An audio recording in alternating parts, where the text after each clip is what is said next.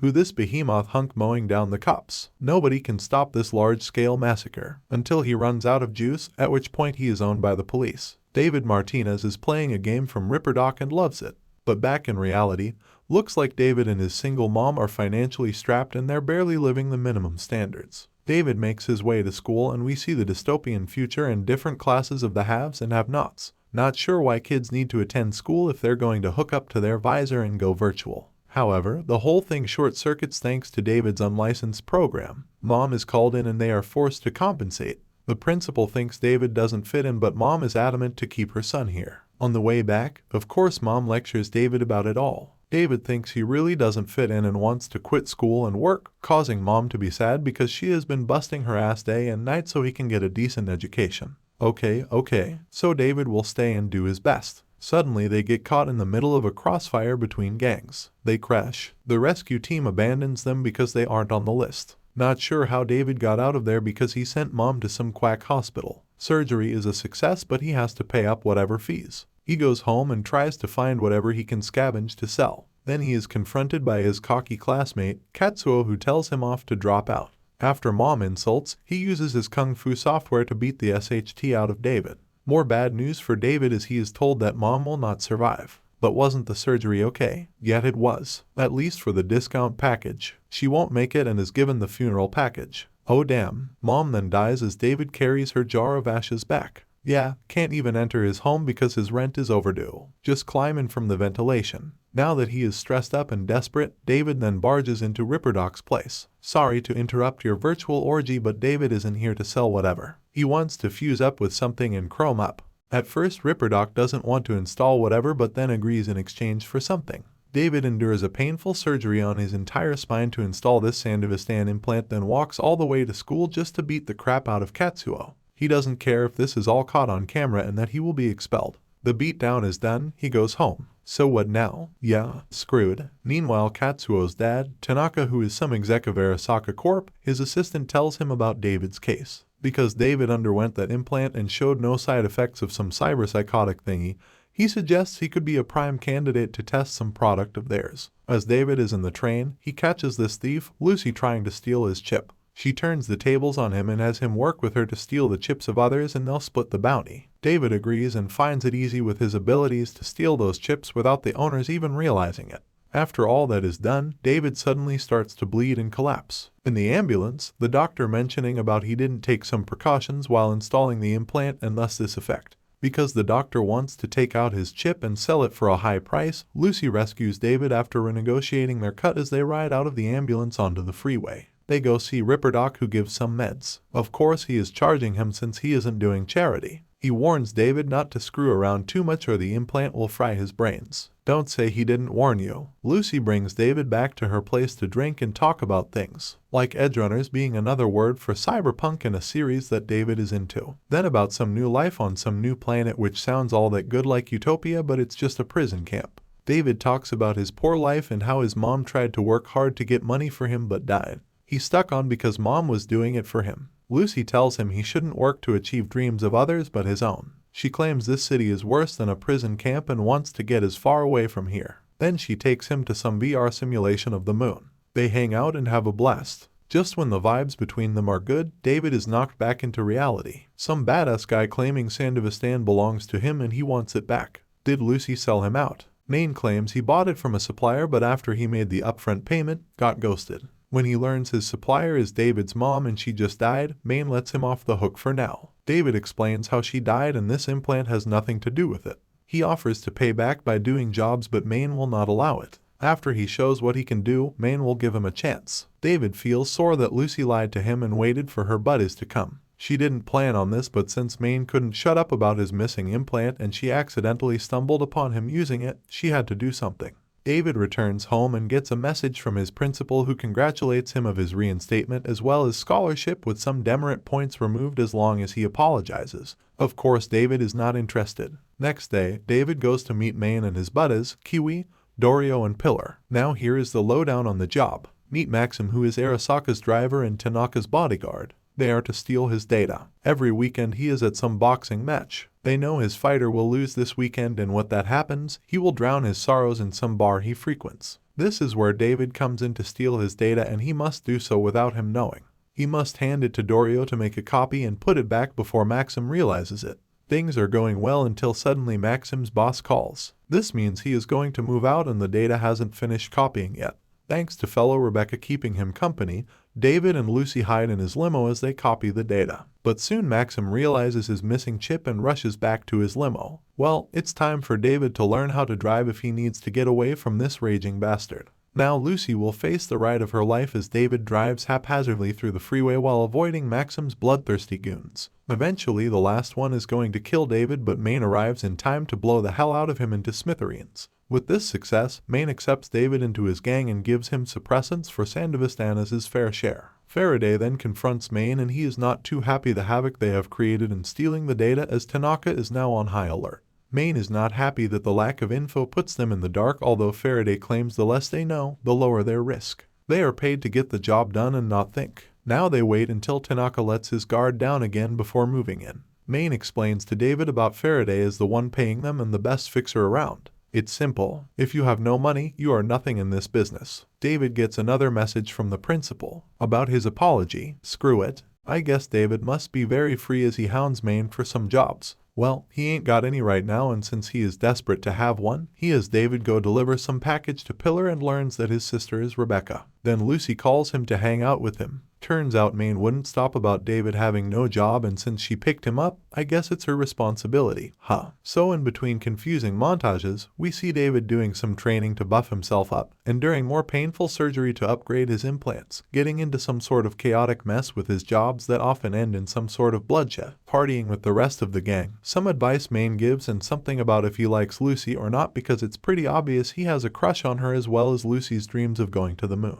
One day, there is this mad dude taking a leak on their turf. Pillar tries to tell him off, but that dude turns psycho and blows his head off. David is frozen in shock, and he would have died from his second blast had not Maine moved fast enough to kick him out of the way. Rebecca becomes enraged and tries to gun down this mother-seeker. The rest go into action to take him down, but it is ultimately David who blows this mother's head off and somewhat saving Lucy. Of course, Maine punching and smashing this guy's head for good before he has a chance to kill David. Not sure what is wrong with Lucy, but David is told to take her to Ripperdoc and fix her. After that, the duo talk like David is glad to know she isn't always lying all the time, and even though he was angry with that, he isn't the kind who holds a grudge. Lucy then mentions about one making a name not by how one lives but by how one dies. Since she laments she is stuck here, David promises to take her to the moon. So for that she kisses him and doesn't want him to die on her. Maine gives Pillar's arms to David as Rebecca gave her permission to. I guess it's too big for him, so he'll pass. Kiwi relays the bad news as she fails to hack into Arasaka due to its tight security. When she mentions about looking into Tanaka's XBD files and found nothing interesting and how many of them were tuned by JK,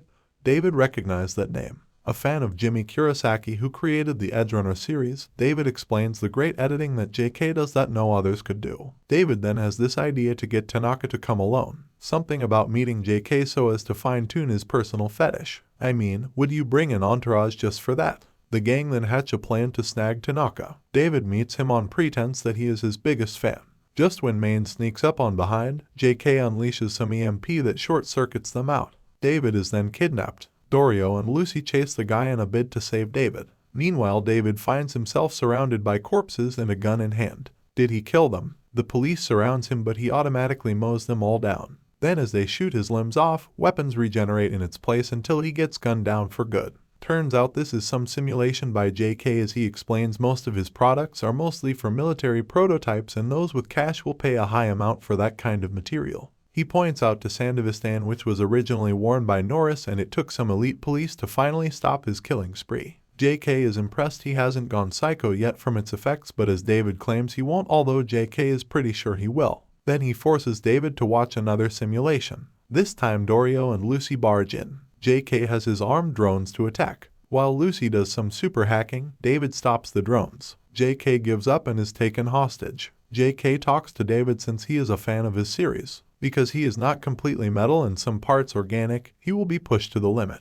So either you lose yourself and go psycho or die. No in between. When Tanaka arrives to personally meet JK, the rest of the gang surround him. Tanaka will not give up without a fight and goes on the offensive. Luckily they knock him out, but unfortunately JK got hit by one of Tanaka's stray needles. With the rescue team arriving, they have no choice but to leave him dead as they kidnap Tanaka. Looks like Maine is showing signs of cyberpsychotic. Because of that, while Kiwi is trying to hack into Tanaka's mind, Maine slugs her out. To prevent further damage, Falco knocks him out. Now that they lost their only chance to hack Tanaka's data, Dorio tells the truth about Maine's cyberpsychotic catching up, although the big guy still thinks he has got it under control. He has come this far and there is no way he is going to downgrade. Gotta keep running. Meanwhile, Lucy thinks she can do it in Kiwi's place, although Dorio is very much against it. Hence Lucy turns to David and wants him to tell her she can. Well, what choice does he have? With that, Lucy gets the green light, but with conditions. Lucy dives into Tanaka's mind and begins her search. At the same time, Maine is starting to lose it.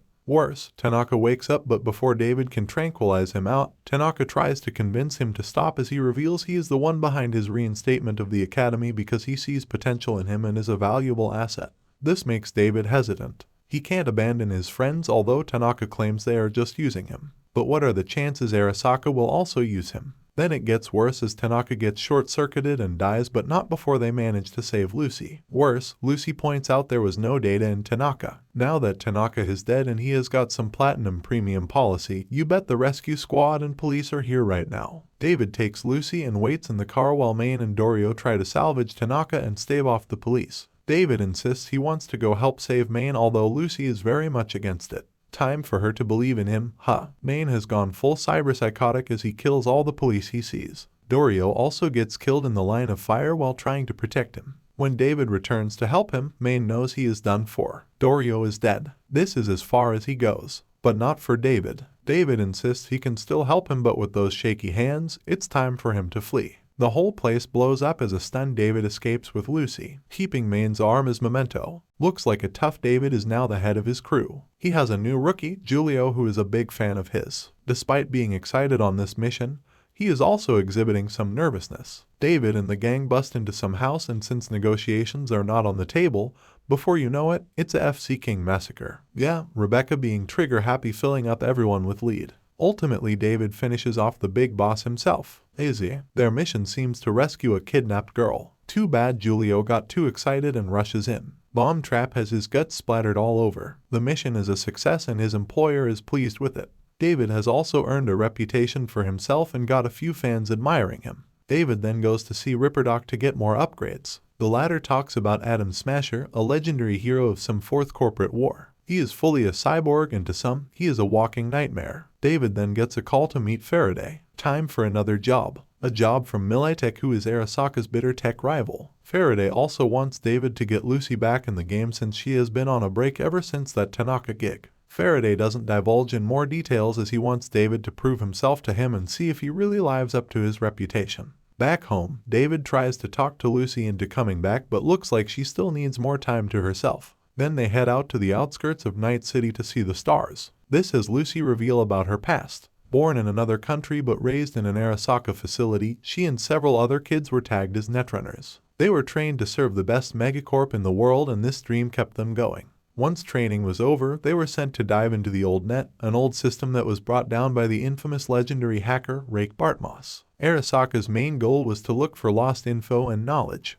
However, as the Netrunners continue their mission, slowly one of them get killed off. The survivors realize that they don't want to die for dreams of others, so they make a break out of the facility. It is hinted that only Lucy survived. She wandered from place to place but settled in Night City, supposedly the best place to hide. Or maybe she just got comfortable here. She notes David still hasn't chased and is still living out dreams of others. Maine's. It's not like she doesn't understand, but things are now different and she can't be afraid of herself anymore. David blows the brains off some researcher, Dr. Evans, as well as his innocent assistant who happened to be at the wrong place in the wrong time. A couple of Arasaka counterintelligence personnel are looking into a spate of their people being killed. They think a Netrunner is behind this, but the one who killed Evans is sloppier. They need to get to the bottom of this, and what better way to use a fixer as they view them as corporate lapdogs who are just self-serving. They sent a few assassins to kill Faraday, but he manages to survive. Faraday then meets the boss of Militech and is told if he needs the money, then produce the results. After all, he blames Faraday for the failed Tanaka gig and no more money until he shows the results. Faraday then goes to talk to another fixer, Douglas, about some cyberskeleton project which is a very tightly kept secret in Arasaka.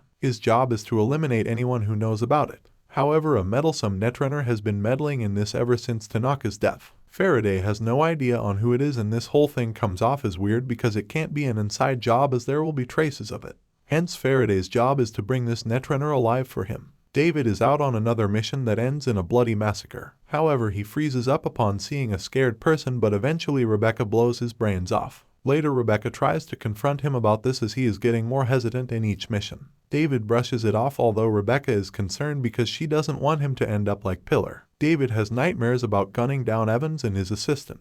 He goes to see Ripperdoc for his usual meds, although the quack doctor thinks he should take it slow. This makes David mad. He has the money, so just give him his FC King meds. Wow, almost killed him. Here, hope you happy. So it'll be his last time coming here. Lucy then tries to confront David about this. This can't go on. David then reveals the trauma of killing Evans and especially his assistant, because she too had a child, reminded him of his mom. Maybe he is losing it. Lucy thinks he should quit, but he claims he has things to be done. When Maine died, he was happy Lucy quit because he thinks she doesn't deserve this way of life. She claims she is just taking a break. So will she come back? Not now. Just need a little more time. For what? Can't say for now. She is shocked when he suggests they split. However, something urgent comes up, so she promises to talk it out back home as she goes to attend this urgency. Seems she has tracked down this netrunner and is about to kill him, but it is a trap as she gets short-circuited. Faraday is glad she took the bait, and it is also thanks to Kiwi who helped set this. Faraday and Kiwi talk why Tanaka and Arasaka want David back so bad because he is so compatible with Sandevistan. They want to turn him into a lab rat to run more tests. So when Lucy hacked into Tanaka's mind, she saw David's info and erased it, and hoped Arasaka's plan for him would disappear. Maine and Dorio were just collateral for that scheme of hers. She probably killed many others along the way just to save him. Now with Lucy in their hands, they believe Arasaka will welcome them. And of course, David is their bargaining chip as Faraday sends him on a juicy mission to hijack an Arasaka cargo. So we see some Mad Max style chase as David and his punks chase down the Arasaka convoy. Too bad for those punks. I guess it's David and his main group to do the hijacking now. David breaks his promise to Rebecca as he uses Sandevistan to get his job done because obviously he is already showing symptoms of cyberpsychotic and being the only one who knows about it. He has her keep it a secret after promising not to use his implant. David finds the cargo is on autopilot and pulls off a daring stunt to stop the whole thing. Had to crash it into the chasm, Then they have to hide in it as Militech has sent their entire military convoy to attack. Inside the cargo, Kiwi tells them about this cyberskeleton that it is carrying. Just like Sandevistan but only more advanced. Arasaka thinks this will enable them to overtake Militech's market share and hence the top secret development. As it was mostly under Tanaka's hand, that was how Faraday got the contract from Militech to steal it. Faraday puts his next stage of plans into motion as he uses Lucy to do a fake communication with David to tell him to wear the cyberskeleton to save his friends. Only Rebecca is suspicious of this and warns him not to use something he doesn't know. I mean, does he have the software to run it? Yeah, well, Kiwi just downloaded it for him. David then gets into the suit. At the same time, Lucy breaks free as she relays too late about the cyberskeleton being a trap. Faraday has become a traitor for Arasaka and is using him to test this cyberskeleton against Militech. After that, Arasaka will collect him and the cyberskeleton. Faraday then disables Lucy as he forces David to get on with the job if he knows what is good for Lucy. Unlike Arasaka, Faraday believes David can survive this thing, so show it to him. This makes David very angry as he is on the verge of going cyberpsychotic. But before he goes full on that, Rebecca injects his meds and returns him to normal. As Falco wonders why Militech won't attack them, he realizes Kiwi is the traitor as she knocks him out and rides towards Militech. Once she passes them, they begin their attack. David then uses the cyberskeleton and his Sandevistan to take Massacre to a whole new level. See all the blood and destruction in record speed. Despite the strain on his body, the more he uses it, the one-man army just annihilated Militech. And he is still up for the next gig to go rescue Lucy. It's a hell ride back to Night City as Militech and Arasaka forces try to stop David but get slaughtered in this wild vehicle pileup massacre. David is starting to lose his SHT as he is hallucinating of his past and mom. Rebecca notes the meds do not work anymore and they have to take him to Lucy. She might the only one who can save him. After all, Ripperdoc did warn him the moment he takes the last of his meds, it's a point of no return. Kiwi knows that her buddies will come after her once they're done with this, so she wants to quit and skip town. Faraday tells her to meet up and they'll split their cut. However, of course as expected, the bastard kills her as he will leave no witnesses. Before she dies, she contacts Falco and tells him she has placed a tracker on Faraday. This is the price she pays for failing to learn her lesson from trusting others despite the irony of teaching Lucy the same thing.